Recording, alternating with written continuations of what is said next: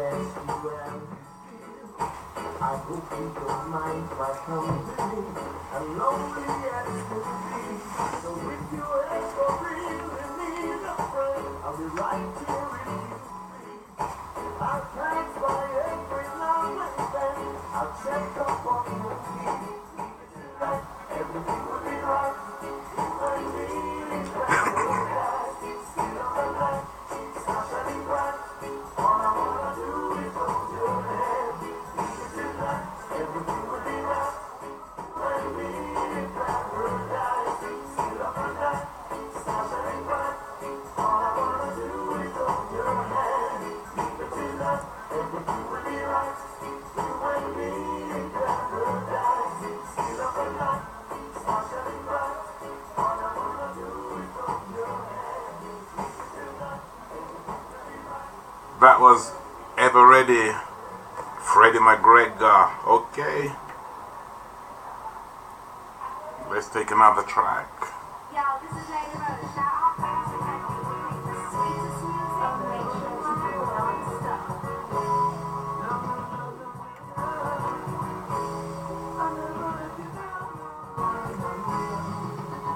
I wish that you could read my mind. 20 minutes after the hour of 6 o'clock. And satisfy your every need. Together forever, no doubt. I've got to keep on holding on to a wish that will never be. My greatest wish is that you will find love in your heart for me.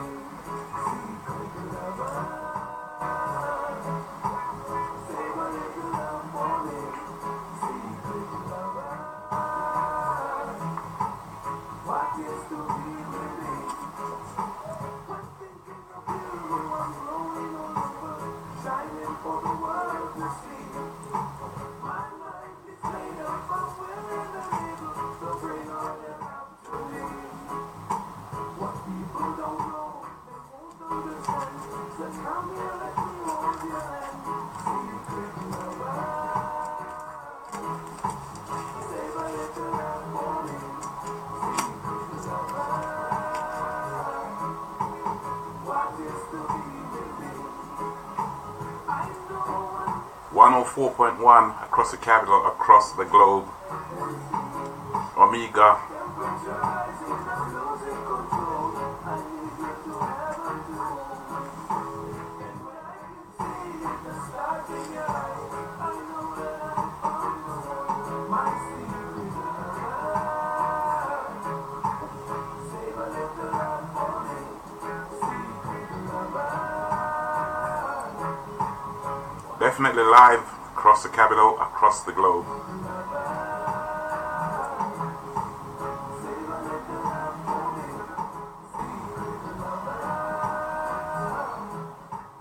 What is to be with you? I wish that you could read my mind and know what I'm thinking about. I satisfy your every need, together forever, no doubt. I've got to keep on holding on to a wish that can never be. My greatest wish is that you will find love in your heart for me, my secret lover. Save a little love for me, secret lover. What is to be with me, secret lover? Save a little love for me, secret lover. What is to be with me, secret lover? Save a little love for me, secret lover. Secret Lover, save a little bit for me. Yes, what a wonderful track yet again. Please don't miss my ship working hard. You're just doing what you're doing, only to get your reward. Hey, this is Lady Rose. Headley, rock. Definitely it's true. GI.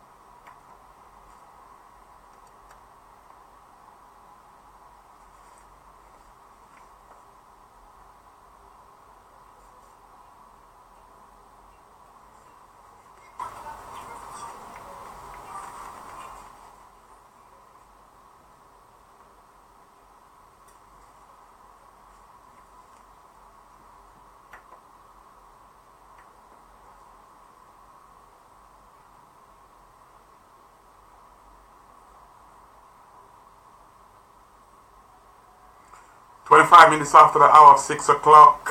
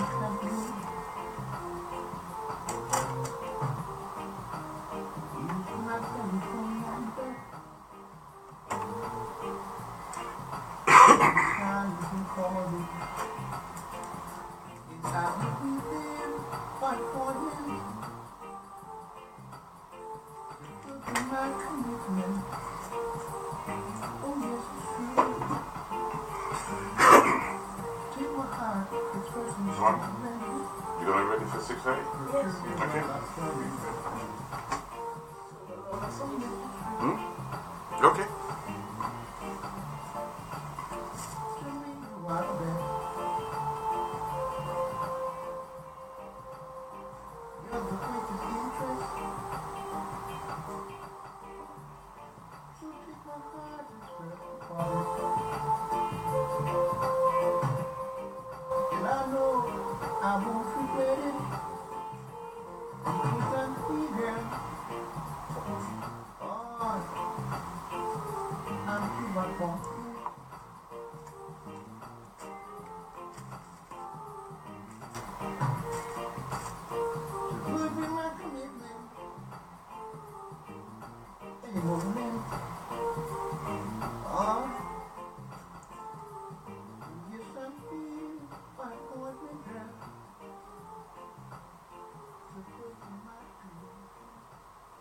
Yeah, that's wonderful track yet again from the great GI. Okay, right, so we move away from the great GI and go straight over to the early bird lunchtime meal deal special for only £5. And for you to qualify for this meal deal, you've got to be there between, well, you've got to be there between the hours of 12 and 2:30.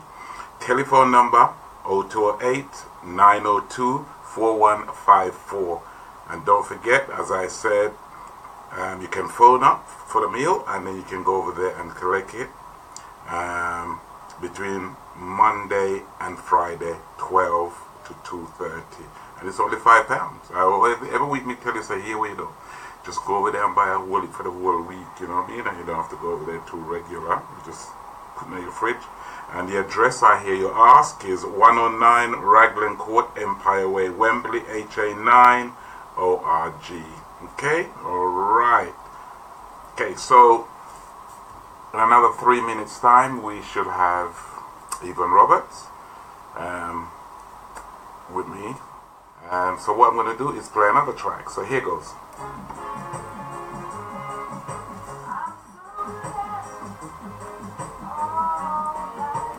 Well, let me just draw that up. I must say, I don't know where my manners has gone today. I must big up OG, the corporal himself. Big up yourself, sir. Lady M, big up yourself. From there we had OG, the corporal, this from 7 o'clock this morning, right up until 12 o'clock. From 12 o'clock we had Roots Doctor and guest, and from right up to 4 o'clock, I beg your pardon, and from 4 o'clock to 6 o'clock we have Miss Smooth with fine gentleman there. If you didn't hear it, well, go back and look at YouTube or look at Facebook and you'll get it. I mean, I'm going to tell you everything, alright? Master Griffiths, take a listen.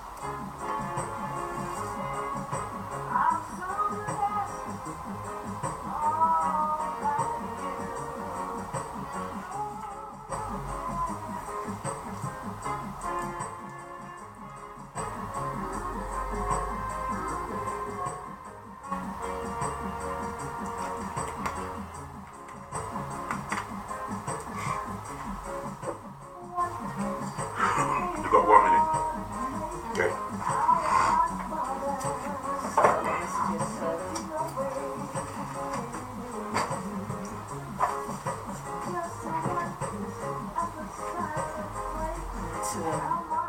Turn that right up.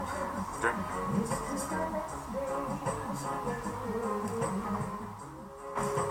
Check it. No, I know it works.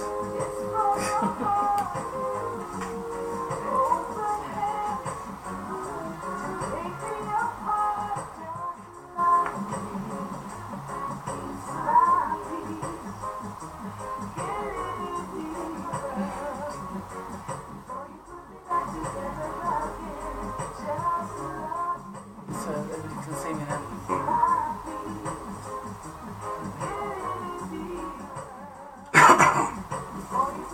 So you can't do that silly thing, can you?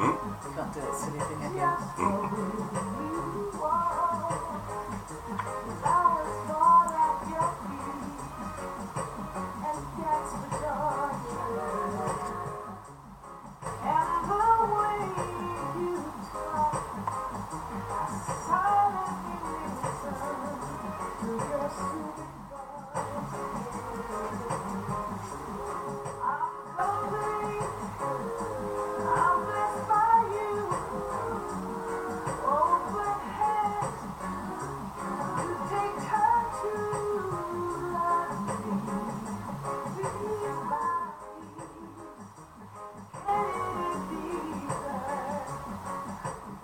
The mic set. Cousin, do you need it to take it down somewhere? That's fine.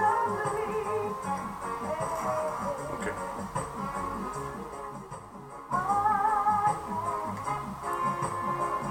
So 3, 2, 1, you're live.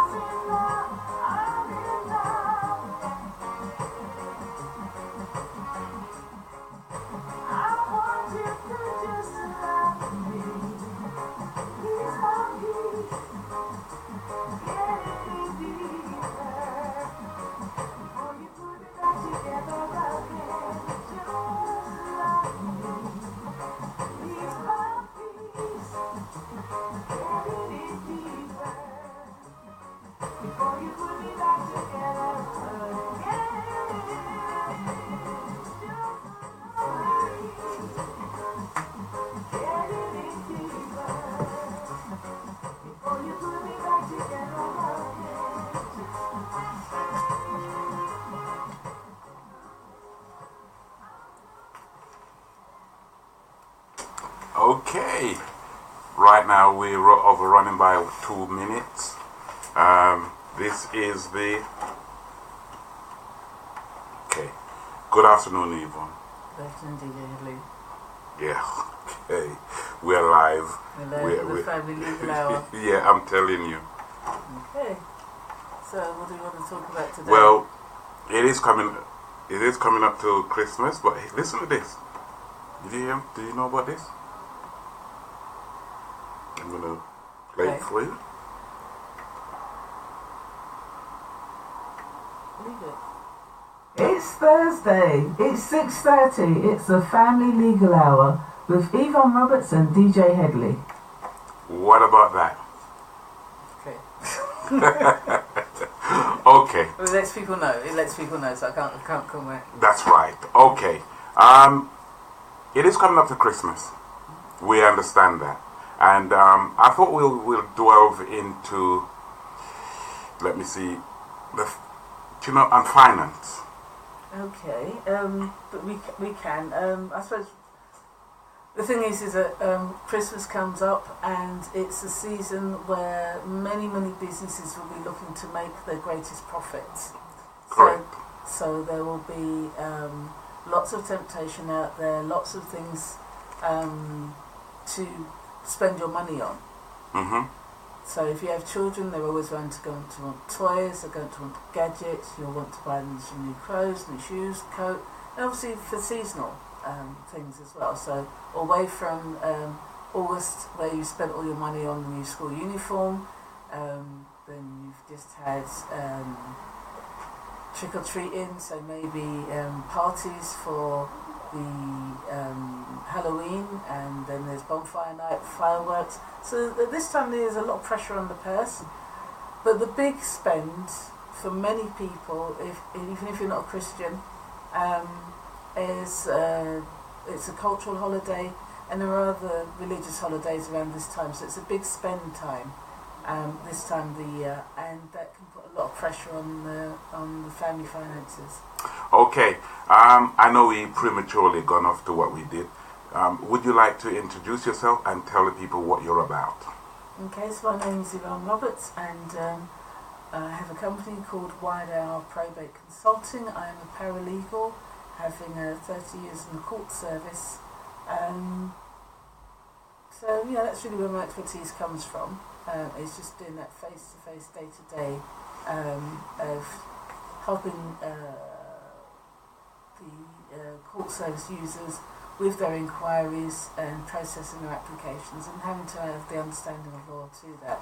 My speciality is family law, although I do actually look at other areas if I'm asked to. Okay. So what you're basically saying that is anyone out there with problem like legal, if they're going to court or anything like that, you can help them, as in the family law. Well, I mean, it depends. I mean, certainly feel free to contact me. I will talk with you, discuss it, and if you're happy for me to give me instructions, then I will certainly help you. Okay, and so before we go any further, would you like to give out your number? Yes. I can't believe I've forgotten it. No. Give me a moment. Give me a Okay, moment. fine, Give me a moment. compose, because you had... Yeah, okay. Yeah, just so we were talking about family finances and Christmas, Mm-hmm. and so I was just saying that the various pressures that will be on families at this time. So this is as well as being a time to be at home with the family. You want to do these big meals, maybe throw some parties and have people around, so you're going to be spending a lot more money on food as well. So as I say, for many different reasons, there will be a lot of pressure on the family finances, and it can lead to stretching or the need to borrow to get through this period. And for most people, it's okay, you borrow a little bit at the beginning and then you pay it back as soon as possible thereafter, usually within less than 12 months. However, many people, things are already tight for a number of different reasons, and so it may just be the straw that breaks the camel's back. Considering as well that the interest rate's gone up again. Well, it hasn't gone up for a long time, so Yeah, it's I know, gone up. but so it's gone up. It's got. I mean, it depends what you're talking about. If you're talking about the base rates, The base rate. the base rate has gone up. I believe it's gone up to 0.5% from 0.25% or something like that. It's a small amount, so even if you're a saver, it's not going to make a huge difference, but it will be something. I don't really pay attention to that. I think that we need to look at the real costs of borrowing, which is what the banks are actually charging the consumers, not what the banks are charging each other. The banks charge each other very low rates. Very little. 2% or whatever. However, for the various forms of domestic credit, unsecured credit, they can be high. So, I mean, if you've got a mortgage, then the interest rates that they're charging you are historically very, very low, and have been so for some time now. It must be nearly 10 years that these growths, and so it's been a long time. So there will be many people who have never had a rise in their interest rates and their mortgage, and it will be a shock again. Just if it takes effect at the beginning of next month, which is normally what happens, that if they make the announcement in 1 month, it will usually take effect for many people at the beginning of the following month. Although for others, depending on what the date is that they actually pay their mortgage, it can take effect in the same month. Yeah, as I said, it was what, 0.2%, and now it's gone up to 0.5%, so it's doubled. Okay.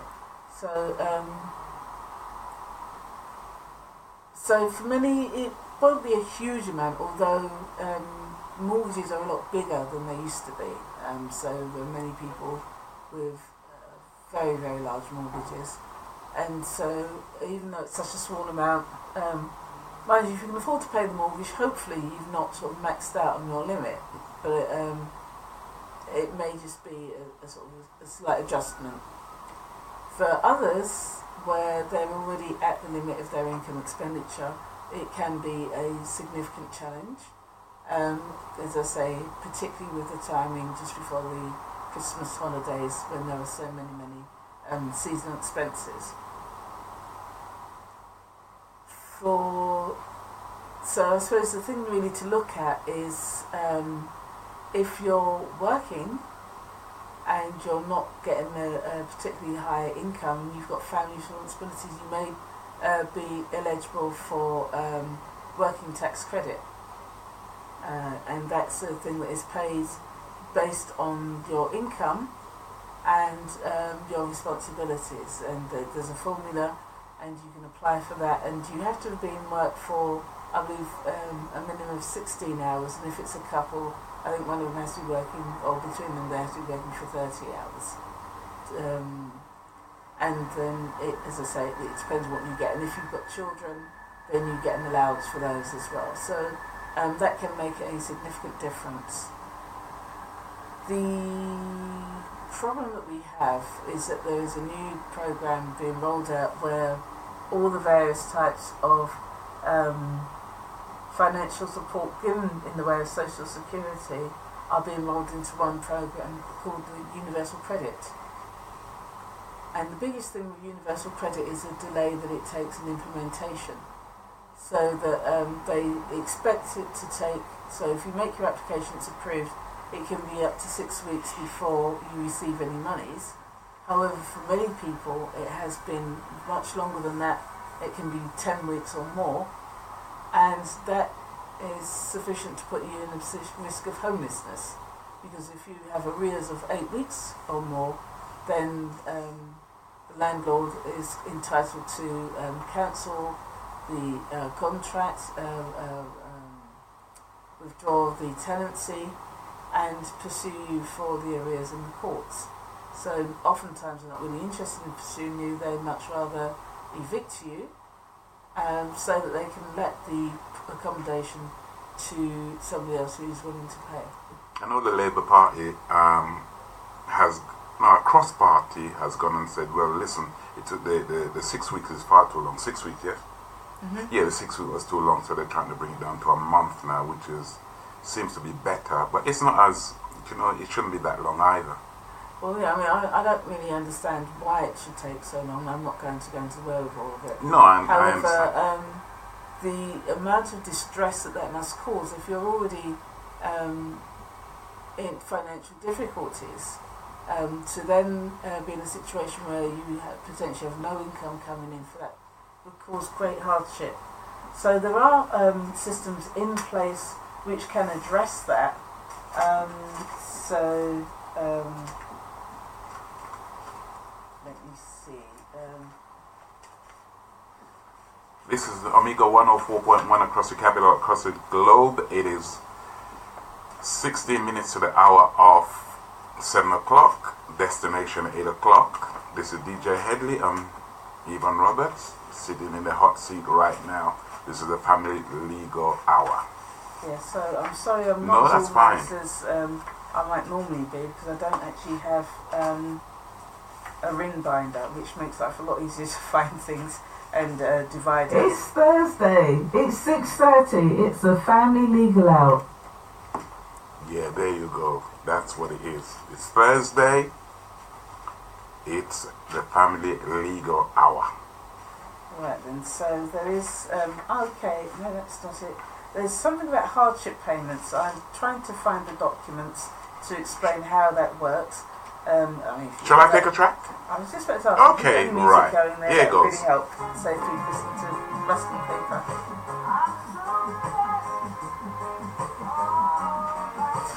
Yeah, that's fine.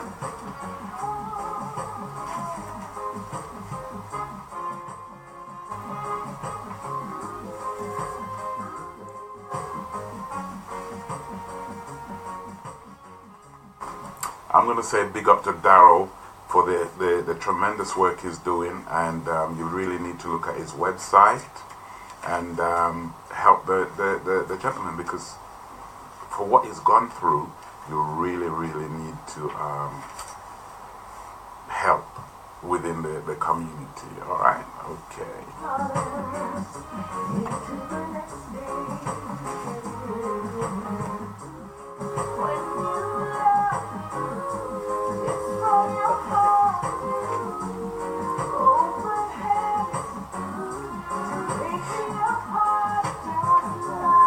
And it's Christmas, you must go out and buy the Nickel Deluxe hand cream.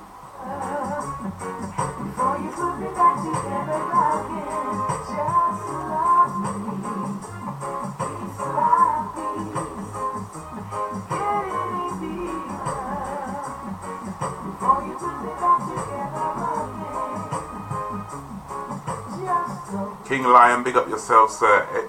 HB Noctali, big up yourself, sir. Tomorrow, 8 till 12, you can catch HB right here doing his thing. I suppose it's all 45 yet again.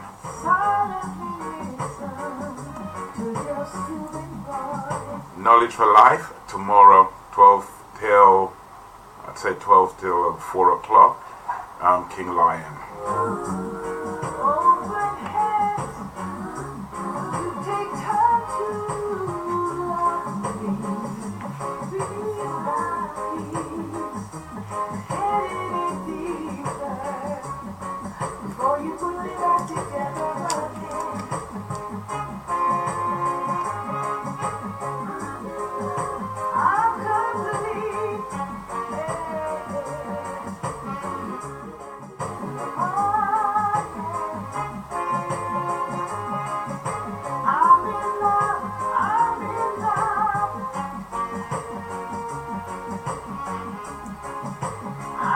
Minutes to the top of the hour, then we'll have the news and views.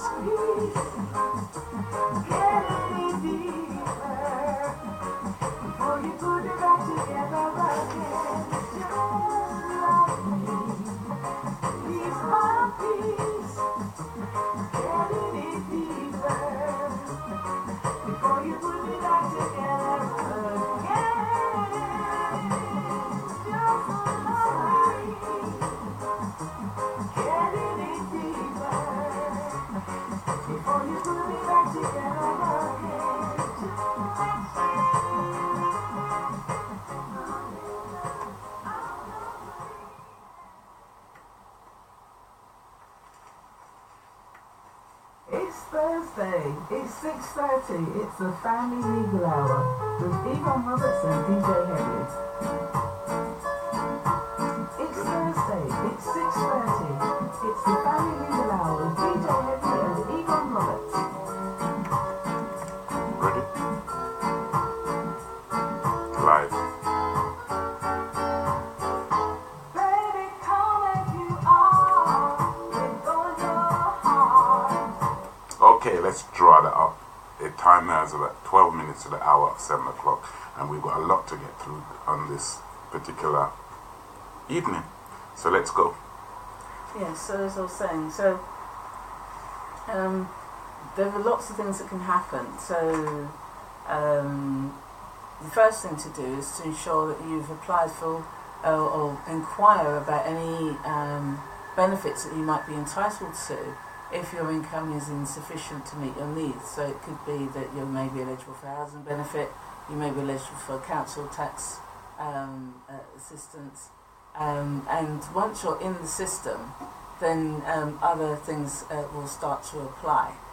So, as I say, the tax credits, the tax credits, and the housing benefit would be the first two places where you'd look, because if you can get assistance to reduce, to assist with those costs, that will take some of the pressure off. However, it may not be enough on its own. There are, so if you do need to do, if you're not certain of what you're entitled to, you can look online, and you can also contact the Citizens Advice Bureau for to ask them if they can do a test to see if there is anything, not a test, but basically they would ask you about your income and expenditures, and they would let you know if there was anything that you were entitled to that you could apply for, and they may possibly be able to assist you with the applications. What I'm finding is with the Citizens Advice Bureau, or what you're talking about there, I find that the queue for that is so long. So the people who's really in hardship is not the people who, some of them is not the ones who are on the dole at the present. Can we call it dole? Put it like. Okay, on the dole. But it's the people who's working. Well, that is true. I mean, one of the things that's been shown is that something like 50% of the people that are classed as being in poverty are families with children where at least one of the partners is working. So the poverty is people in work and still not earning enough to meet their daily expenses. Which I find that it's not amazing to see, but I just find that in a way that it's hard to grasp that. Yeah, well, I mean, there have been lots and lots of changes. I think what it really shows you is that the cost of living has gone up hugely compared to the incomes. In the 70s, it was perfectly normal for a family to be headed up with one working parent, usually the man. So with that, he could put roof over his family's head, have the wife as a stay-at-home wife and mother, and have a car and take children on holidays. Now with two parents, they still can't make ends meet. So one of the biggest changes is a huge increase in housing costs, but also the cost of food has gone up considerably, and particularly since this recession. So the proportion of monies that have been spent on accommodation and on food has gone up hugely. In a healthy economy, you would expect that housing costs would be something in the order of 25 to 30% of total income, whereas it's quite normal these days for housing to account for 50 to 60% of the household income. Or even more. Well, it is possible you will find cases like that, but generally speaking, 50% of your household income is a huge amount. So for all the money that comes in, half of it is spent keeping a roof over your head. So that's not accounting for utility bills, the usual things, phones and mobiles, food, and just clothing and just general wear and tear, and actually having money left over for entertainment. So that what's happening is that people are not really living life, they're just barely surviving. And so it only takes a little bit more to make the challenges to face them seem overwhelming. Okay. So, all we're saying, yes, the holiday is upon us, but try and budget, and in a way that you're not going out to these lenders. Can we call them loan sharks? Well, I mean, payday loans are easy available, but yeah, they would meet the definition of a loan shark. When you have an interest rate in the region of 1,000% per annum, so effectively you borrow £10, you have to pay back £10 plus the interest within a 7-day period. And the interest, it doesn't sound like a lot, but if you're paying £1 on borrowing £10 over 7 days, then that's something like a 40% interest rate per calendar month. So over the course of 12 months, that's a 480%. So you would be paying back 5 times as much over the course of a year if you left the interest to run. But I just wonder whether people in general understand the APR. Right, well the APR is short for the annual percentage rate, and that's the way, it's a measure to give you an indication of what the cost of borrowing the money would be. So the higher the number, the more expensive. Generally what happens is that the more creditworthy you are, the less interest you will pay. So those that have pay less, and those that are struggling will, because they may well have developed a bad credit history, will actually be charged more for lending the same amount of money, and quite possibly they won't be able to borrow as much. Yet again, it throws them right back into the right back into debt. So the least you have, the more, when you go to the loan shark, is the more you pay back. Yes, something like that. Oh yes, indeed. I mean, well, if you need to go to a loan shark, it means that the normal avenues of credit are denied to you. So that if you were someone on average income and you had one of the big credit cards, you would probably be paying an annual an APR of between 16 and 25%. If your credit rating is a little bit shaky, and you have to get either a different company or the same company but a less generous and more restrictive card, so you have less credit and they charge maybe 39%. But there are cards issued by mainstream banks which are charging in the region of 85%. And you think that's huge, but then as I say, you go to a payday lender and their rates are much, much higher. And if you go to someone who's off the beaten track, then the interest rates can be absolutely astronomical. Okay. Right, the time is 5 minutes to the hour of 7 o'clock. After 7 o'clock, we'll have the news and views, and then we'll come back. But right now, you've got DJ Headley and Yvonne Roberts from YDR Private Consulting. Okay. Right. Shall I take a track? Yes, please. Okay, so take a listen.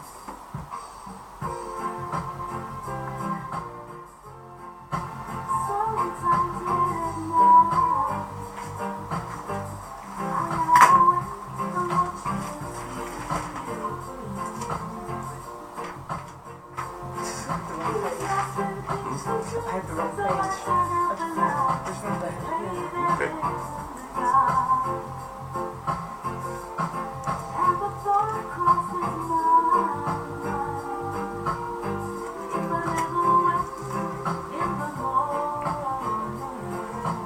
Do you want me to pull up and then we'll go on again? Yeah, we've got 3 minutes. You can just get a little bit there. Okay. Yeah, I can just say who I am. You're live.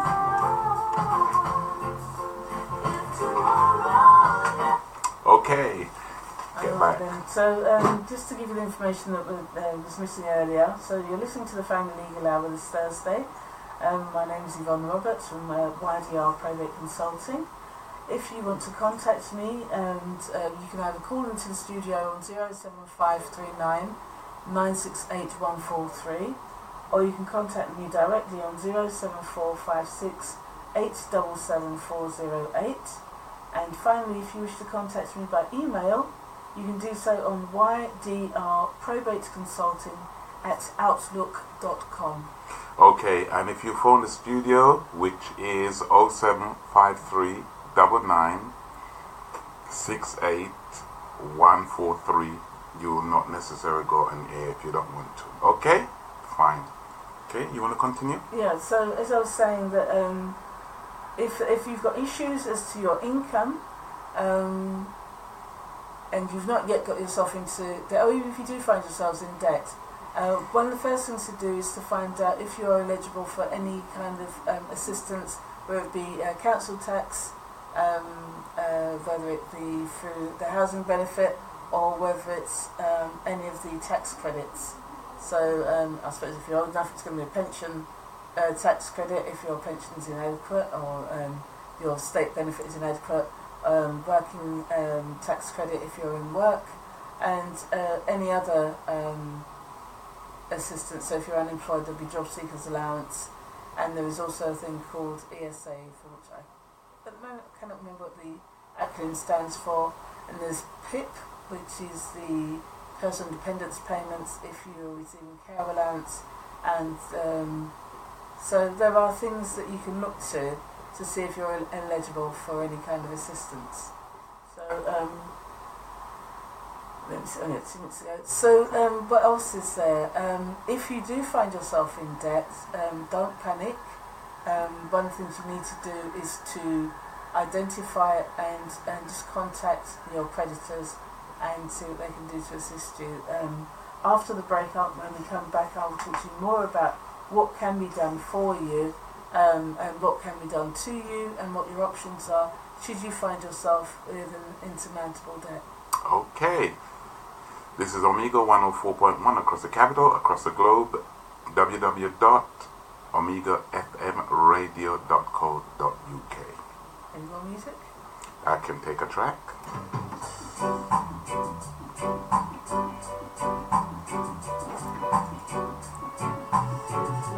And this will take us up to the news and views. And I'll see you back on the other side.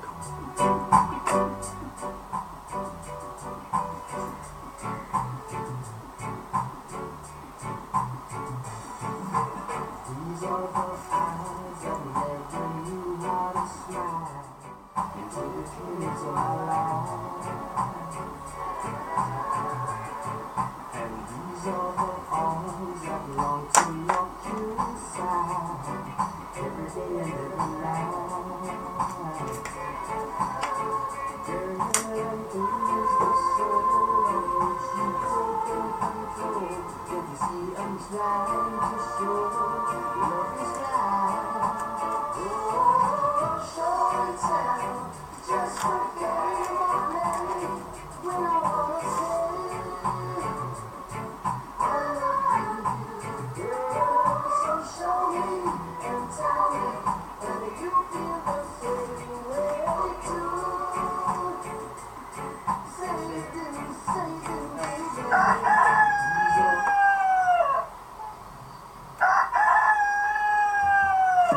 The Omega FM's vision is to re-establish the interest of the Afro-Caribbean and other inner London borough communities in addressing the issues of social, economic and educational oppression, and most of all, the ever-growing presence of the disease that is stomach like crimes within our communities. To address the oppression and injustice within our communities by combating these ever-growing issues which have a major effect upon the black and other communities and the future generations of our young people. To encourage the positive development of children, young people and families within the communities of inner London boroughs by actively supporting the development of and within our communities.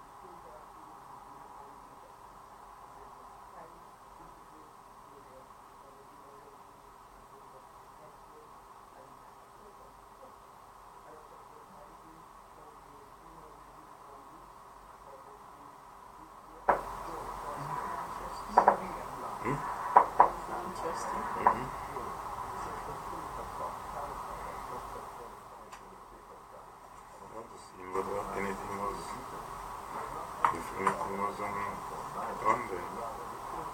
Right.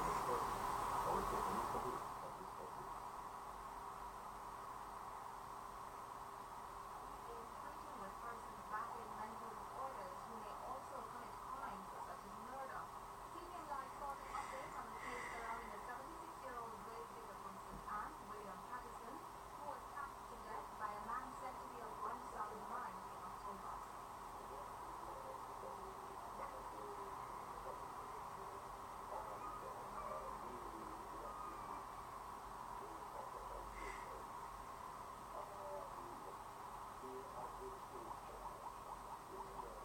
The suspect was actually detained a few days after the incident, and with some amount of clarity from the police, it appears the media may have been misled into thinking the suspect was of unsound mind.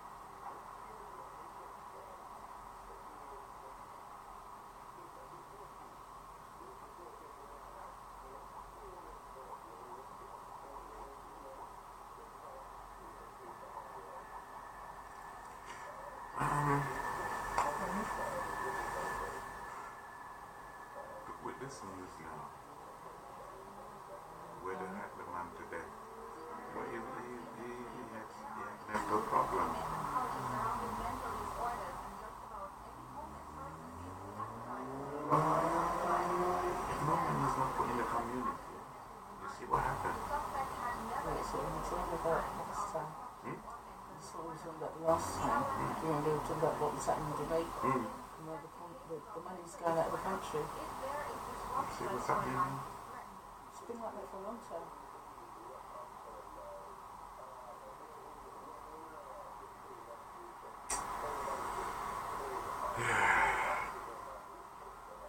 I was speaking to OG earlier on today, and what he was saying regarding the news it was far too long. The Caribbean news and culture. Yes, it doesn't have to have, you can have it for a fixed time, maybe 15 minutes, and stop after that. But they'll just talk to Carl. Speaking at the post-cabinet press briefing, Minister of Education, Youth and Information, Senator Louis Reed, laid out the plans for the primary exit profile PrEP method of assessing Jamaica school children. The acronym PEP stands for Primary Exit Profile, and this will replace the current grade 6 achievement PEP, GSAT. The PEP reveals the primary profile to provide a profile of where the student is academically, student strengths and weaknesses, and their readiness for grade 7. The Education Minister described what PEP is intended for. PEP will assess students' knowledge in addition to place increased emphasis What's got in here? on assessing the students' Excuse me. or communication, pursuit, and creativity. As the Minister of Education, Youth and Information seeks to have students A school long up to grade 13, provision of PEP is a full season course that will make students better prepared for work. The other person's supposed to come didn't get in touch. Okay. Critical thinking. Sent me a message. The components of the PEP program. PEP will consist of 3 key reports. One, Excuse my performance bad tasks. names. Excuse my bad names, No, Mr. no, do what you're doing. Performance tasks, which for all intents and purposes will be similar to the school-based assessment, consists of real-world scenarios that will require students to apply their knowledge and skills from the following subject areas: mathematics, science, language arts, and social studies. Performance tasks will be administered in grades 4, 5, and 6. They will be administered with the students' classroom, within the students' classroom by the teacher. The ability test requires students to read analytically and use quantitative reasoning skills in response to items. Scientific assessment tool, more accurate evidence-based information from student performance Good. will be available. Student completion of the curriculum and their progress will be monitored regularly. Right, how do you want me to follow this up? That implies student strengths and weaknesses, and therefore plan lessons to meet the Well, needs of each student. with what we've spoken about already, I just just thinking if they have any problem, they can also go to the food bank. I've forgotten about that. Yeah, and Well, we're talking about, yeah, I suppose you could. So let me just make a note. Trust all trust.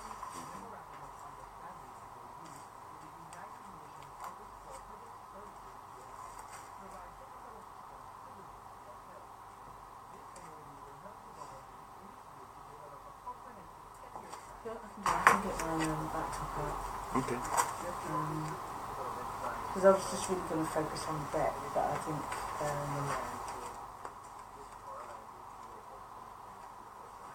talk about housing benefit and the various types of benefit.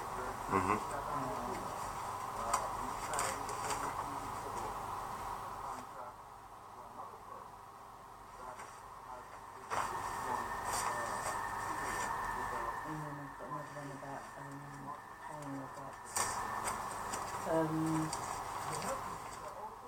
I think we also need to say something positive. So I'll try and deal with that.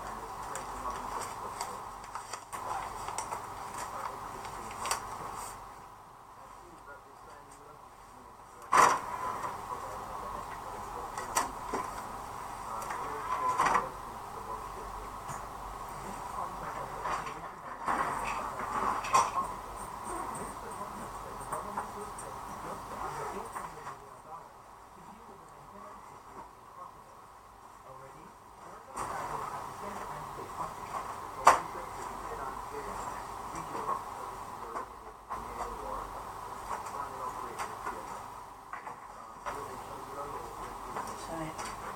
Okay. Yeah, I've got a couple of minutes yet. 5 minutes.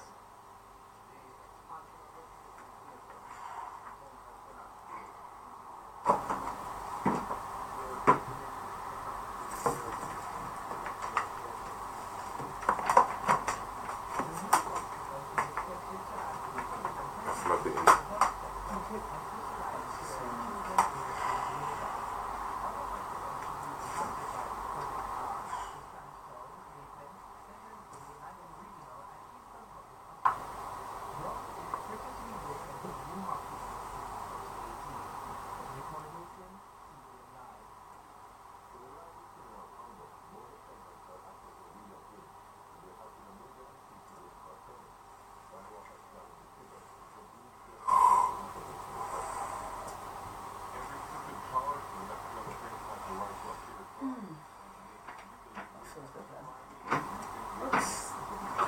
Feels a bit better. I forgot to take the cardi off. Yeah, it's really hot in here. So I'm going to send them Daryl, and I went down to stop and get a water. Oh, in case some guy turns up. Well, I feel it's usual. I'm really tired. Yeah, it is amazing What's that? what he's gone through. It's also what you did. You didn't specify, but you know, you don't get to do it. You did some bad things, and that's why I had to put it out there. That it's that the victims of his activities, prisoner exit, were a murder and attempted murder. The council stick, but he was still charged with it. So, some serious stuff we've got on the full year.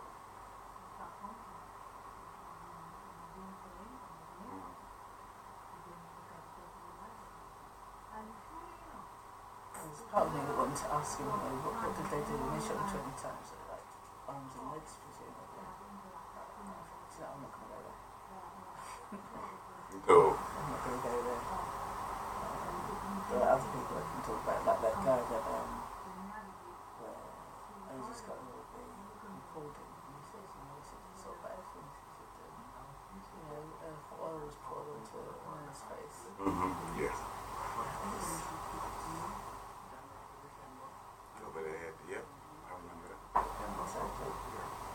we didn't really go into that too much. Because the stuff that he said he would come back another day and talk about.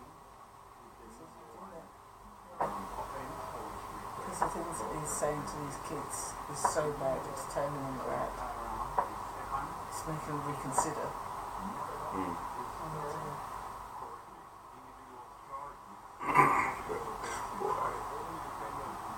Maybe get your hat on and so hot again.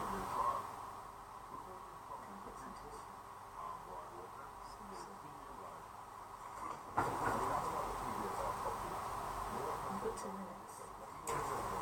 I don't have no tissue. So that over there, or you want a tissue over there? Just look over.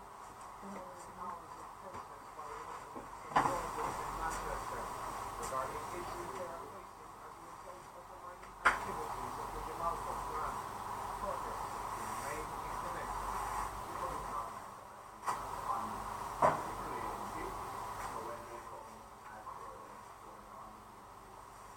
So, You're fine. what's up for me?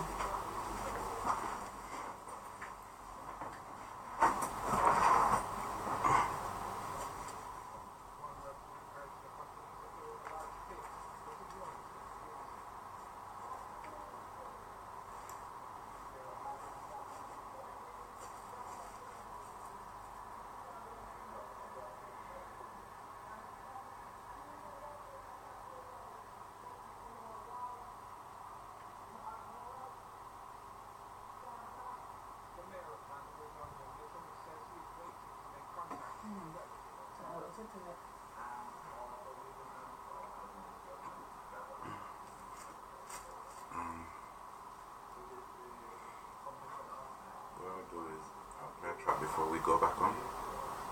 So we can just jump back in. So what is it you want to say? I thought we was going to go more on a positive note now. Okay. Okay, so what we can talk about is ways that people can help themselves and to minimise the costs of Christmas. So, any ideas that you've ever done to bring down the cost? Yeah. Okay.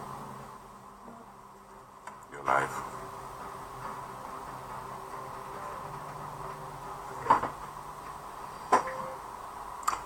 Okay, the time is 20 minutes after the hour of 7 o'clock, destination 8 o'clock, and this is DJ Headley and Yvonne Roberts in the studio.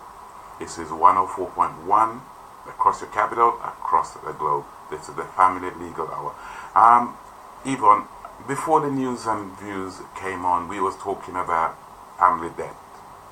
Yeah, well, we were saying that the pressures of Christmas could tip families into debt, or those who felt that they had a manageable amount of debt may get to the point where it no longer becomes manageable. And so what I was suggesting was that what you could do is look at the various types of benefits that you might be eligible for. So what I have here, if I can find it, is some of the information put out there about a housing benefit and who can apply for it. So housing benefit is there to help you pay your rent if you're on a low income. It can pay for part or all of your rent, and you can apply for it whether you're unemployed or working.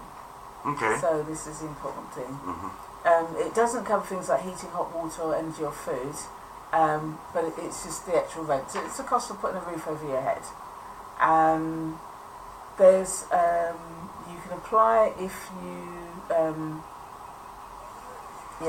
you've got savings that can be affected as to whether or not you're eligible. I do believe that you have to have savings of over 16,000. And the rent that they take is what's kind of like average for your area. So they look at things like, how much it would cost, the average rent for renting a room, the average cost for renting. So they kind of have a benchmark. Yeah, okay. So, if in your area most rooms are rented out for £400 and the one that you're renting is £500, they will only pay you the 400, and So you it have give you to a find flat. the distance. Okay. But however, not having to find all of it. There are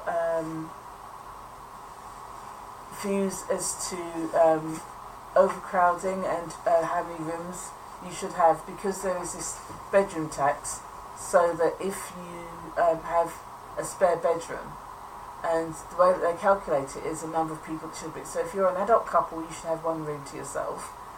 If you've got 2 children who are under 16 of the same sex, so if you've got a 3-bedroom house property, and you've got 2 kids, same sex, and each have a spare room, then you'll be treated as having a spare bedroom. So with that, they will deduct 14% of the eligible rent. And if you've got, by the same token, if you've got a larger family and they feel that more people could be sharing, then again they will deduct a larger amount. So it does get a little bit complicated. Thank you to the Southern Administration. And also, as I was saying, if it's a private rent, they have what's called that local housing, what I was describing as called the local housing allowance, and that's where they determine what the rate is for your local area, and they have that for every single borough in the country. And also so it's like whether you're just renting a room or renting a flat, they have guidelines as to what the amount of money that should be paid, the limit as to what is allowable. So whether your property, if your property comes under it, then you know that it will be paid in full. If you're eligible for it to be paid in full. If your property is over that amount, then they will only pay up to that amount, to their local housing allowance level.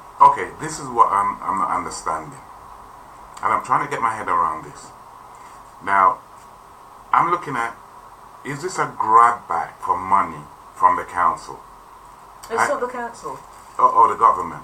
Yeah. Because when I look at it and said, okay, so let's say you have an extra room, but yet they're not building no house. So if they want to, if you have a 3-bedroom and you're only needed at 2, and they're not building any, why are they charging you tax for it, for the extra room? It's politics. It's what I call the politics of cruelty. And effectively, you get people to look at their neighbours and point their finger and say, that's not fair. The reality is that we're all in a system that's managed in a certain way, and you need to be looking at the people that actually manage the system and manage the economy, and then you can point the fingers at those who run the economy to benefit themselves and get... It's a divide and rule tactic. But effectively, there were always people that thought it was unfair that people didn't work and had all their bills paid. I try and really not to think about it. I think, if you're smart enough to work the system, go for it. Just don't tell me. I don't want to know, because I don't want to feel bad about it. And there are others who are entitled and they meet the criteria but don't know how to use the system, and so they get less. So what they do is, in order to take away from the fact that the various government administrations don't administer the economy at all well, and certainly not to the betterment of the majority of the population, they get people inside who are feeling that it's unfair to point the finger at each other. And so one of the ways you can do it is say, well, it's not fair if somebody doesn't work and has all their rent paid, and especially if they've got a spare room. Now, there may be many reasons why they've got a spare room, but based on that assumption that it's not fair, and so that they can point the finger at somebody else and take the pressure away from themselves, they came up with this complex scenario, which has been dubbed the bedroom tax, whereby if you have a spare room, you are claiming, if you've got a spare room and you can't justify it, then you have to pay more rent. If it's a case that you don't have the money to pay the rent and you're claiming housing benefit, they will reduce the amount of housing benefit that you're entitled to receive based on this peculiar formula. But I don't think it's so much as a grab back, because these systems are cumbersome and they are complicated. So I don't think any money is actually being saved by that. I just think it's a way of making people feel bad, because if they're feeling bad and they're looking, if one poor person looks at another poor person and goes, it's not fair, they're not looking at people who are benefiting from the system. So, a bit politics here, but I would say if you don't like the size of the social security budget, then you have to look to the legislation which allows social rents to be charged at market rates. So, whereas before, when you had lots of accommodation owned by local authorities and people rented from social landlords, usually the local authority, rents were capped, and there was a formula, and so they weren't very high. But once you allow rents, so you allow people to buy properties and then rent the properties out to unemployed people at market rates. So let's just assume that a one-bedroom flat rented by a local authority capped at £70. A one-bedroom flat rented by a private landlord, £1,100. So even if you can't pay, the local authority isn't going to pay all of it, or the central government isn't going to pay all of it, they're probably going to pay about £500 a month to the landlord. So if you're wondering why the social security bill is so big, look there. And then you have to say, well, who are these landlords? Are they little local people trying to make some income? And yes, there are people that are doing it, but most of them are major landlords, and a lot of them happen to be politicians. Politicians that have a portfolio not with 1, 2, 3, 4 or 5 properties, but 10, 20, 30, 50, 100 properties. So if you've got 100 properties with even half of your people on social security claiming income support or housing benefit at £500 per calendar month, that's a lot of money. And they are the same people that turn around and say, it is not fair, this person is unemployed and receiving so much money, £25,000 a year from the government, but it's the same people who are benefiting from that, which is not the tenant, because the tenant doesn't get money, or if the tenant gets money, the tenant has to hand over money. It is the landlord. So it's that sort of smoke and mirrors thing. It gets people to stop thinking about the reality of the situation, the reality of the causes of the problems, and so they produce solutions that are no solutions at all. So what they're really doing is put poor against the poor. Yes. And it's poor against the poor and internal fighting. That's right, yeah, and middle income people get squeezed because they're not eligible for benefits, but they're treated as if they have a large income. And so what you've been finding is that throughout the recession, I'm sorry it's gone away from law and away to politics, but throughout the recession, they've been saying there isn't enough money, but as someone who lives in London, you can look in 360 degrees and you will always see cranes operating. Now if cranes are operating, that means you're building not a small household, but you're talking tower blocks. That is a huge amount of money. There is money and there is wealth, but it is going to the few, not to the many. And so people are distracted by it, by this, it's not fair, and they're not actually looking to see money is in abundance, but it is not being shared. And so the richest 10%, their wealth grew exponentially, and it's now known that the richest 1% of the world now own over 50% of the world's resources. And so if it's true for the world, it's certainly true in this country. Okay, so I'm going to drag you right back to the poor yet again. Mm-hmm. I'm very sorry. No, it's not poor. I mean, we weren't working on the assumption that people were poor. We just started. But they didn't have no that. We worked on this. Started on the premise that Christmas is going to put a lot of pressure on people's incomes. Yes. So whether you're working or not working, the expectation and the desire to have more and consume more at Christmas is it's natural, but it's also fueled by lots of advertising. So you know what I'm going to do? I'm going to apologise to use that word to the poor. Okay. It's not a matter of apologising. I think that we just need to open it up and show that we have the poor. We've already described that the poor, not just the unemployed, but it's is also the working families family. are really, really struggling. And again, one of the lovely consequences of this administration, whether under Cameron, under the joint thing with the Liberals, or under May, is that so many more children have been tipped into poverty. We are talking about the British definition of poverty. Yes, yes. But in any event, what we're talking about is situations, as well as the elderly, if they're on fixed pensions and fixed incomes, which they will be, and they don't have they didn't have giant salaries, so they're living either on the state pension or the state pension plus a small personal pension. That for many people, for a number of years now, the issue has been eat the food or heat the home. Because fuel prices have gone up year on year, again above the rate of inflation, there's no actual justifiable reason for it. It's just that every October they say, oh well, the cost of buying fuel has gone up, we need to charge you more. But it's not true.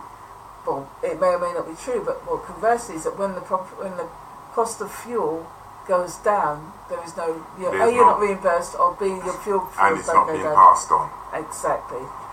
So there are things that have happened that have been allowed to happen and go unchallenged year on year on year, without intervention from the government, that mean that people who would ordinarily have been able to manage now find them, so it's a squeeze. It's a squeeze. And as I say, the biggest culprits are the cost of accommodation. So whether you're renting privately, and far more people do rent privately these days, so I know that, say, in Hackney and many parts of London, if you rent a room, £500 is the bottom end of the market. For renting we're talking private sector rents here, renting a one-bedroom flat, £1,100 per calendar month would see no change. And so it goes on. It's incredibly expensive. So even young people with decently paying jobs are going to find it very, very difficult. And as I say, it's like if you're on £30,000 a year, but you're paying, probably not 30,000, but £20,000 a year, but then you're paying £6,000, £7,000, £8,000 for a year for your renting a room, then it's not such a good deal. And obviously one of the things that come with that is we're talking about young single people here at the moment, but just to show that these pressures affect all people to varying degrees, but the people who are most affected are going to be retired people who are on a very modest fixed income, and families with children are most greatly affected by these changes in the economy. Okay, so what we're looking at now, let's draw back a little bit and say, if you're really squeezed, where can you go and get help? Okay, so as I was saying, that if you haven't already done so, find out if you're entitled to housing benefit, and you can be. So with housing benefit, you can be in work or out of work. You can. So that's not a criteria to thing. But it's got to be rent, and so it can be social housing, or local authority, or housing association, or it can be private rents. You're entitled to apply. They have a thing called the benefit cap. Most people that are eligible between 16 and 64 can receive housing benefit. However, if you're between 16 and 25, there's a different category. So you have to be a special case to get housing benefit. If you're under 25, then you don't get assistance with housing costs. So let me ask you. I've got 2 children, and my wife. Is it shameful to go down to food bank? Well, we were going to get there, but I suppose we can. What I was going to say is, to prevent you getting to that situation, it's really important that you do look to see if you're a man, you've got a wife and 2 kids at home. We're assuming that you're in social housing, but you're not able to make it meet, and we're not. It's not because all your money goes to the bookies. It's just that you work all day, you work full time, but the income that comes in won't cover the costs of food, utilities, clothing, the usual things. We're not talking anything extravagant. We're just talking the bare necessities and it's a struggle to make it meet. It could be that your income, quite clearly can't manage, that you are eligible for these benefits, and so housing benefit is one. If you have a mortgage, it may be possible to get support for mortgage interest, where there's assistance given with the mortgage interest. Basically what it means is that you're going to get income to cover those costs, so the pressure on your income is diminished. And also, if you're eligible for some of these things, it could be that your children may then be eligible for free school meals, which is not to be sniffed at if you've got more than one child. And I'm not sure what they charge now, whether it's £2 a day or something like that. But then over the course of a month, that's £44 for one child, £88. So if your budget is stretched, it can just make a difference. You know what's happening? It's even been on the news now that people are not ashamed anymore to go and get the yellow label, the discounted food anymore. Oh, that's been a thing for ages. I mean, when I used to work in the West End, you'd go into Marks and Spencer's and people would be hanging around at 5 o'clock. So these are working people. Yes, that's what they're saying. That's it. But I mean, that's been a thing. I think one is it's that thing about finding a bargain, and the other one is to make your budget stretch. So, which brings me to, I think, something that we can talk about, which is to say that even if you're not being extravagant with your income, and you're trying, I wouldn't say you're being frugal, but there are ways of managing your income to just give you a little bit of, using a little bit of creativity, so that even when things are hard, you can make things stretch. I mean, certainly my parents' generation knew how to make a thing stretch because there wasn't as much assistance, and there was a lot more prying if you were eligible for state benefits. It was a different culture then. So that if you were unmarried, and people would watch to see if any men went into your house, because if a man went into your house and you stayed overnight, you could be taken off of these benefits. I mean, it was a very different world. It was a very different system of values then. But there were other ways in which the government, as you say, by introducing things like the bedroom tax, withdrawing housing benefit from 16 to 25-year-olds, paying, just making it more difficult. So if you are in the system and you meet the eligibility criteria, it can work for you. If, however, you don't, then you find that you've worked, you've paid in your contribution, and then when it's your turn, it's very difficult to actually get any assistance from the state. I understand that, but the thing about it is we're the 5th richest nation in the world. There is and this is happening. How comes?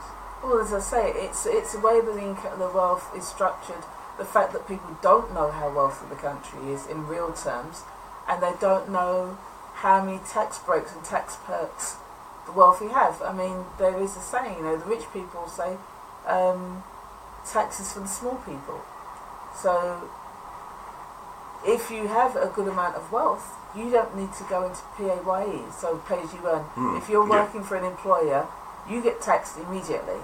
Yes. Once your income hits that threshold, so first and foremost, I believe it's like about £112 to hit the national insurance threshold, and then at £200, because that's your personal tax allowance, you would then hit the income tax threshold. So everything that you earn over and above that would be subject to tax, to have tax deducted from every pound over and above those two thresholds. So you actually have a marginal tax rate in something in the order of 39% when you add in the income tax and the national insurance. So it's quite substantial. It's quite substantial. However, if you are self-employed or a limited company, there are ways of offsetting your expenses of running the business against your income, which can reduce your potential for tax. It has to be said that if you are charged corporation tax, it runs in at 40%. However, the point at which that tax bites it can be different. If you've got a good accountant who can show what your costs are, and this is not a condemnation, it just is a fact that if you've got high running costs, whatever it is, you can offset those Yes. against any profits that are made. Where it doesn't work is when it's applied to multinational corporations who manage to do things like, I'll give the example of Amazon, which has sales in this country in the region of £3 billion, turnover of £3 billion. Yeah, okay. So that's 3 followed by 9 zeros. So if you imagine that even 20% of that is, and I'm sure it's higher than that, but 20% of that is profit, you're talking something in the order of £600 million. Well, 40% of 600 million is not 40 millions. So they're paying like only a quarter of the potential tax liability. It's probably a lot higher than that, because I'm sure their profits are much, much higher than that. But because they've made arrangements, international arrangements, and where they declare their head office to be, where they declare the transaction to have taken place, mean that they effectively take money out of the country and take it overseas. And so I'm just naming one company, which is Amazon, but you can look to all these multinational companies, and they're all things high streets, like Starbucks. Yeah, they don't pay nothing. Hardly. They do pay. But, They do pay, but very, in very, relation very, to the turnover they make and the is profits very that they little. make, what they actually declare as being eligible for taxation in England and Wales is very, very, very low. No, because of the way they do it, it's very, very, very smart. Because everything goes through them. Well, no, what they're basically saying is that all the transactions go through the Republic of Ireland. Yes. I'm like, well, no, because if I'm in London buying a cup of coffee, I give you the money in London, drink the money in the entire transaction took place here. However, which However, is England. yes. But for their purposes, they're saying that the transactions are effective by it's a bit of a complicated. Yeah, it's complicated, but basically it's the Republic of Ireland or other countries, and so that's how they deal with it. It's 15 minutes to the hour of 8 o'clock. At the top of the hour, we should have Ripper, DJ Ripper, in the house. Right now, it's DJ Headley and Yvonne Roberts from YDR Probate. Yeah, so I mean, we have gone a little bit off. So yeah, we have. But I mean, as I say, there are other things. I mean, I was going to talk about debt. Maybe I have to save that for another thing, another day. Talking about debt, the effects of debt, what they can do to you, what they can do, and what you can do to protect yourself. What I would say is that one of the things is, because it's this time of the year, you're going to be subjected to an intense amount of marketing, and you're going to get the pest of power from the children. You don't have to give into it. It takes an effort of will, but you don't have to give into it. You can actually set yourself a budget for gifts. You can set yourself a budget for food and drink. You can set yourself a budget for entertainment. And that allows you to keep control of your expenditure. So, or you can say, all right, we will go over, we will spend, we will borrow, but you don't have to max out on everything. You can just say, right, if we normally spend, I know, give a normal sum, £300, well, no, more than that for a family. For a family budget, you can say, well, for Christmas, it can go up to 500.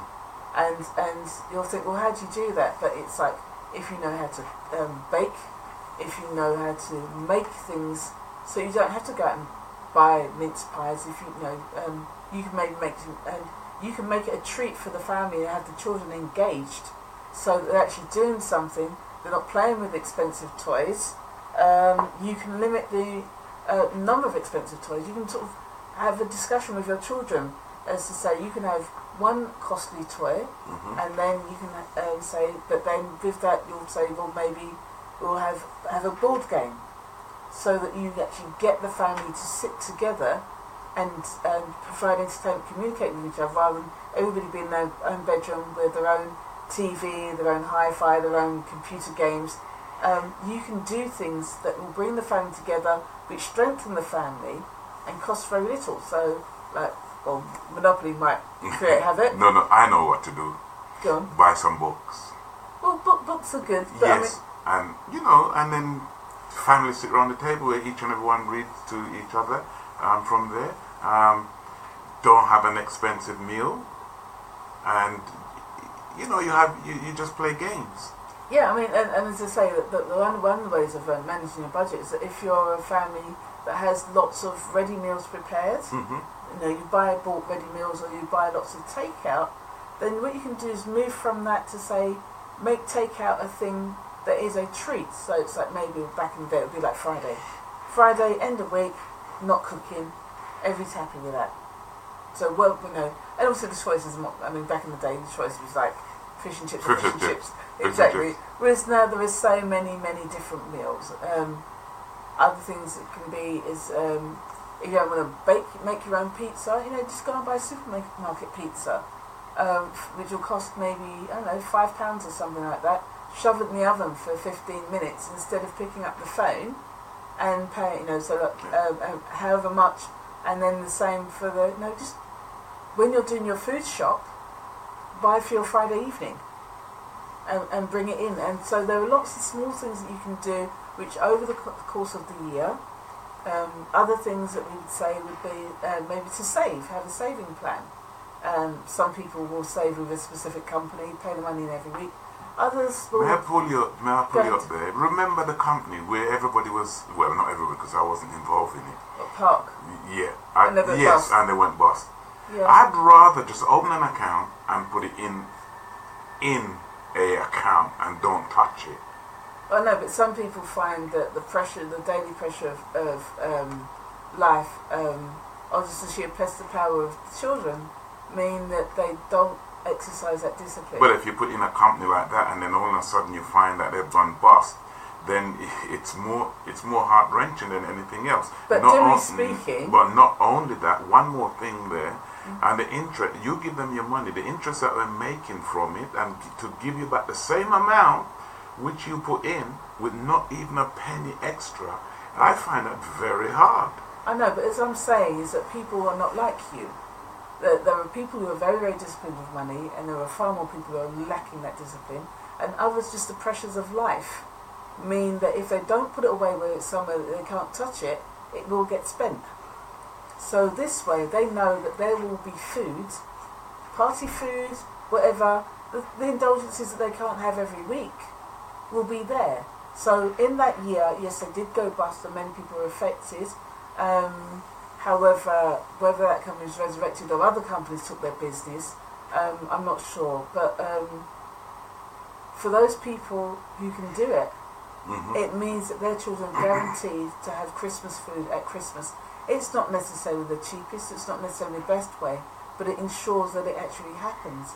Whereas if they don't do that, and they're looking to their weekly budget, and I can remember this happening to me many times, was that I'd get paid on the last working day of the month.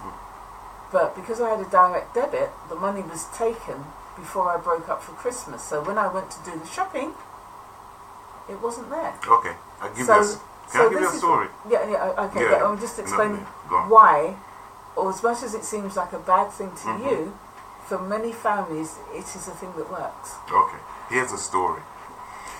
I've decided, Skimpling, Mr. Meany, that was me. So I thought, okay, I'm going to leave buying the turkey for the last minute. Yeah, I'm okay, don't worry. I can buy turkey anytime. So I went into Iceland now, this massive turkey in Iceland. So I thought, yes, and it's cheap. I said, yes, man. Rub my hand, take up my money. No, take up the turkey, gone with it. When I reach home, the turkey don't have no back. It's called a turkey crown. It's gone. No, it's called a turkey crown. Yes. But I didn't know That's this. because you're a man and you don't know these I things. didn't know. And I'm thinking, Lord have mercy, Lord God, what am I going to do now? Look on this. Excuse me, Jamaican make a broke into now. So look at this. But it's food. But that's mean.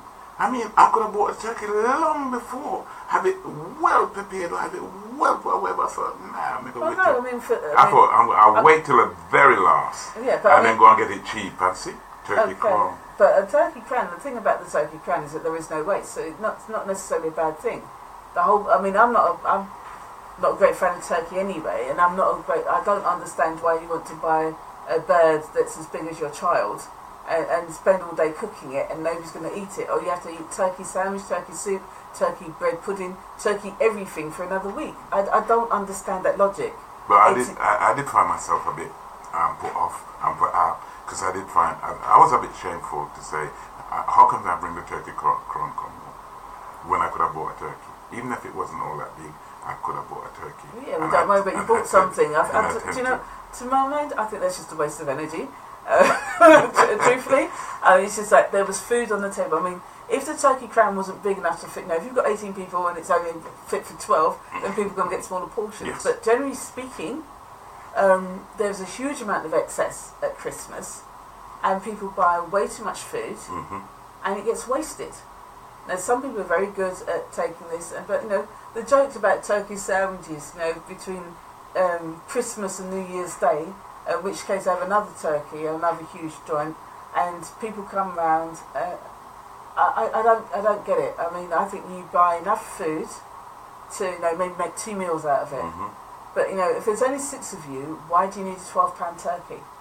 I don't get it. I mean, for me, it's like you buy a capon, it weighs about £4 or £5, and there's enough food for 2 days, and at the end of 2 days, nobody wants to eat it again. No, so you take all the bone and make soup. Exactly. Yeah, You pack it up, but it's just a thing. But what do you do with an £18 turkey?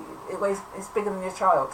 I've never understood that. Okay. All right, it's 5 minutes to the hour of 8 o'clock. Top of the hour, as I said, we should have Ripper, DJ Headley in the studio with Yvonne Roberts. Okay. Could you tell them where you're from? Okay, so as I say, it's YDR Private Consulting. You can contact me on 07456 877408. I know we've only got a few minutes left, but I mean, I think that to be serious about the issues we're raising, it is a lot of time, a lot of pressure, and people do feel the pressure and then the desire to want to please everybody. If you do find that you're in problems, as I say, there are these various things. Council tax credit you apply to your local authority, and once you're in the system, there are other things. If you are unemployed, you can apply for a job seekers allowance. There is also, as I said, I did mention pension credits, and there. What's the other thing? A thing called ESA, which is for employment and support allowance, income support, or that's it. There's also income support, and as I say, a lot of these things have been merged together under the universal credit, which is being rolled over out region by region. The government is looking to have that rolled out against the whole country by the end of next year. So that's what I would say. I think as to debts, be careful where it's possible. If you're eligible to apply for conventional forms of credit, then certainly do that. Go to the bank, get a credit card. If you are not eligible for the prime credit cards, so the MasterCards and the Visas from the big companies with the lower interest rates, as I say, if your credit history is good, you should be paying something between 16 and 25% per annum, hopefully less. If not, then try and get onto something like the starter cards at 39% interest, which is high, but then you needn't pay it if you pay. What you spend, you can pay back at the end of the month. So if you don't run up a big debt, because how they make their money is by the fact that you spend more than you can pay back, and then they charge this interest. and if you pay the minimum amount of interest, you can be paying for 8 years. So after 8 years, the interest that you've paid is hugely more than the size of the original debt. Okay. So, sorry, I know. It's I know 3 minutes too. I know you want me to wrap up, but let me just say this is Okay, quite fine. important. It's important. This is to go. very, very important. Okay. That applying for lots of cards will adverse firstly affect your credit report. Rating. However, searching for the best interest rate doesn't affect it. So you can do research, and these comparison sites will often let you know what you're entitled to. Well, what I would say to that is sign up for a credit report. You used to have to pay for them, but now I think they're all free.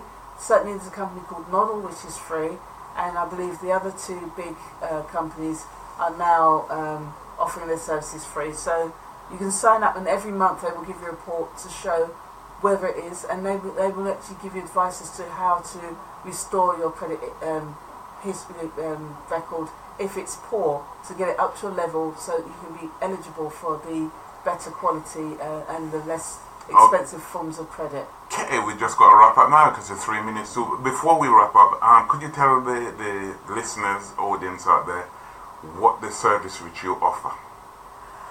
Yes, if you feel that there's a need for you to go to court, or you believe that you might have to, you can contact me. I'll do the research, look at your options. I don't give legal advice, that's not really what I do. If you do decide to go to court, then what I can do is guide you through the process, tell you what to expect, what the pitfalls, what the expenses, and just to help you get prepared. And you might find that, having done the research, find that there's a better way to go ahead and go for it. My fees are fairly modest, but I do charge fees. But they're not comparable to solicitor's fees. So give out the phone number. So once again, you can call me on 07456 877408. Alternatively, you can email me at ydrprobateconsulting@outlook.com. And what I feel passionate about, could you mention Sister Space? Right, yes. Sister Space is a charity that was set up to provide support to victims and African heritage survivors and victims of domestic violence. They can deal with all the support you can. If you just go out there and do a quick search on the internet, you'll find web pages. You'll find Facebook page and Twitter page, and you can send messages that way to contact them. And likewise, if there's anybody you know that needs their assistance. But yes, they can do.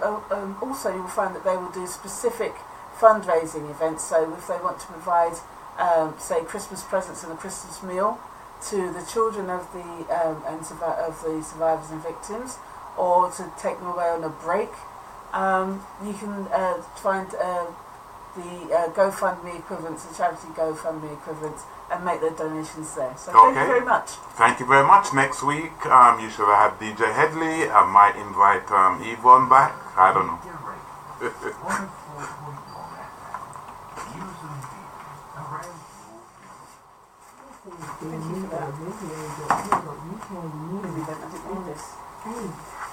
Eight former Catalan ministers have been held in custody pending charges of rebellion and misuse of funds. The European arrest warrant will be issued to sack leader Carlos Puigdemont after a declaration of independence last month.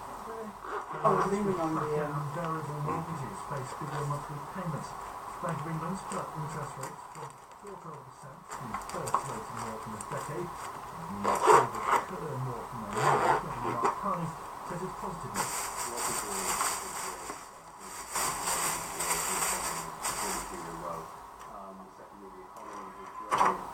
Around it, in fact,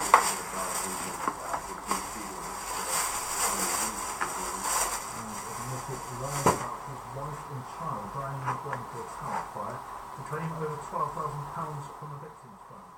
Amy Nguyen was also given a hotel room, clothing and food after posing as one of the survivors. He was caught after giving different flat numbers for where he claimed to live. He even did interviews at the time to the media to describe the flat. dead body, and I got shot. You can't see it. You can't see them. You can't see nothing. red paper is about 290 degrees to 390 degrees. Will be sentenced next month. Good. The Defence Secretary says it's an immense privilege to be appointed to the role. Darren Williamson has been promoted from Chief Whip after the surprise resignation of Senator Clement. The jury is being questioned to have it consider its verdict in the trial of a man accused of murdering his adopted baby daughter, Matthew Charlie Hicks, an unspoiled set of injuries to 18-year-old Elsie on the trial. The Forces goal was between Everton and Lyon France with the second half of their Europa League game starting shortly. Arsenal and Red Star are great on the way in North London. That's the latest home challenges.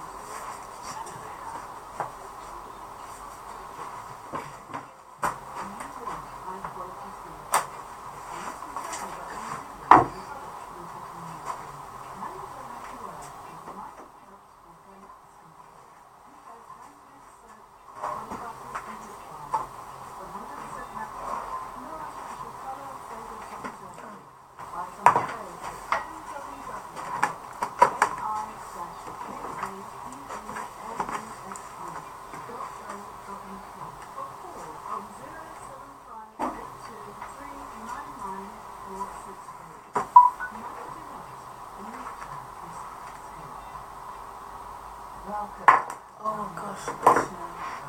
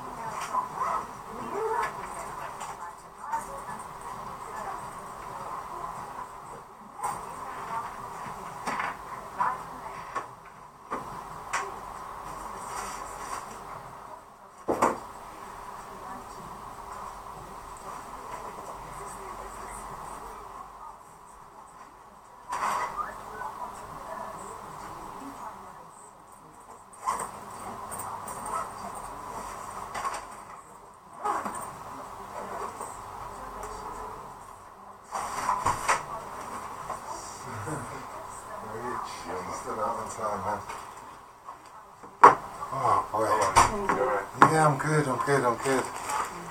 Hurry today, man. My girlfriend's sister's graduation today, so yeah, she was all dressed up and all that, and That's nice. family come Take around. photos and Yeah, so I had to hurry from work and go and of course. give her a bottle of champagne. And Oh, it's nice. just So what meet did she and greet. study? Yeah, she studied history. Okay. Yeah, Okay. I went back to this one. Maybe next year. What's mine? Oh, what? Then can see us. Everybody can see and hear everything now, yeah? Oh, so alright. Well, I don't know if it's on. You need to speak to what's his name? I can see. Well, the camera is on, but whether it's actually being broadcast is another matter. So I think you need to contact OG and ask him. I know. Oh, it's one of them ones. Yeah, I think they said something about they was going to record everything. Yeah, So if you want it, you it's can all being ask recorded, but it's not necessarily being broadcast. Okay. So I think that's my understanding. I'm not on the WhatsApp. I've got to get put back onto the WhatsApp group. I don't know if I got left. I can't even see. You should have Don't even show us how. you should have another 8 minutes. The whole thing takes about 16 minutes Yeah, to we've do got the power others. play anyway, yeah, so that's good. We can swap this Yeah, up. because there's a power play, so 3 Yeah, power that's plays. So That's yeah, the minimum is 6 and probably about 8. Because the adverts are still on, so we're not even got to power play yet. So that's alright. Yeah, I think it generally takes about 15 to 16 minutes to get it all done. Alright, yeah, it was a great week. Yeah, and you guys go safely anywhere you go. Where you going? And have a good week, yeah? Thank you. Bless, man.